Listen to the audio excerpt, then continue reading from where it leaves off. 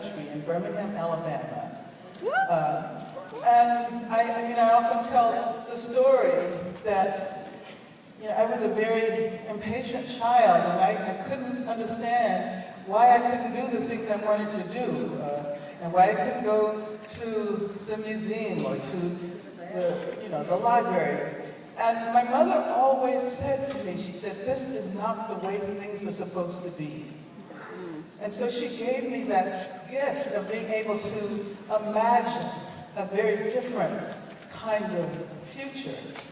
And so I used to say that my first involvement with the movement was when I was 11 years old, when I joined an interracial discussion group, and the church where we were holding our meetings was bombed. And so you don't know about all of the other bombings. The 16th Street Baptist Church was just one bombing out of many. But then, just recently, I realized that I have been involved in the movement since I was maybe, 3 or 4 years old. And I was thinking about a game we used to play. My family lived on the edge of a neighborhood that was zoned for black people, so white people lived across the street, so it was illegal for us to walk across the street, literally. And so we used to play games in which we dared each other to run across the street. Right.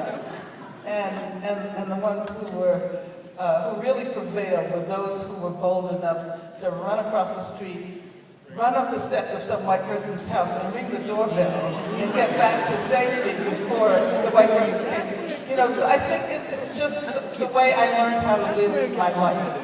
It's never been a question for me. And I think that when one sees it as something that's not extraordinary, it's not based on an extraordinary decision. It's just about a way in which one lives, respecting human equality and justice.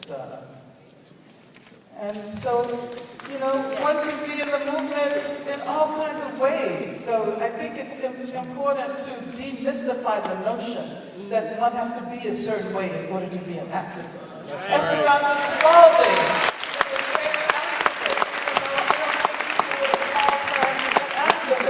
But the fact that she's using her music to get this message out to people to close down Guantanamo. So use whatever talents you have.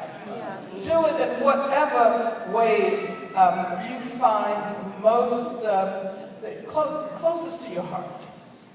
Thank you.